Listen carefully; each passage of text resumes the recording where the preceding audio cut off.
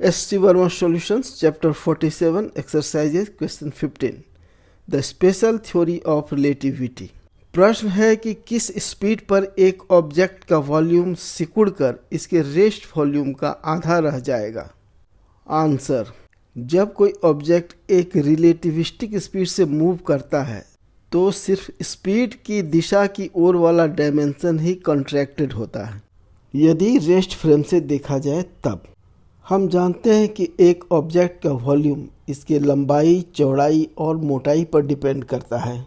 मान लें कि स्पीड की दिशा ऑब्जेक्ट की लंबाई के अलोंग है, तो रेस्ट फ्रेम से सिर्फ उसकी लंबाई ही कॉन्ट्रैक्टेड लेंथ नज़र आएगी। ऑब्जेक्ट की चौड़ाई और मोटाई यथावत रहेगी क्योंकि ये स्पीड के परपेंडिकुलर डायरेक्शन में होते हैं। स्पष्ट है कि यदि स्पीड इतना हो कि ऑब्जेक्ट का कॉन्ट्रैक्टेड लेंथ ओरिजिनल लेंथ का आधा हो जाए तो ऑब्जेक्ट का वॉल्यूम भी ओरिजिनल वॉल्यूम का आधा रह जाएगा। मान लें कि रिक्वायर्ड स्पीड v है और ओरिजिनल लेंथ l है, तो कॉन्ट्रैक्टेड लेंथ हो जाएगा l/2।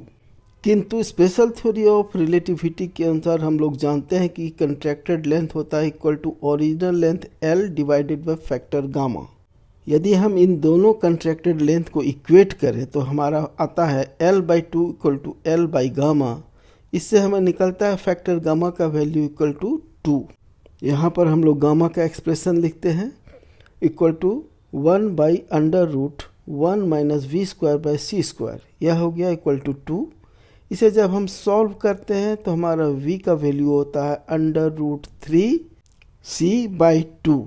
तो वह स्पीड जिस पर एक ऑब्जेक्ट का वॉल्यूम सिकुड़कर इसके ओरिजिनल वॉल्यूम का आधा रह जाएगा होगा v इक्वल टू √3c/2।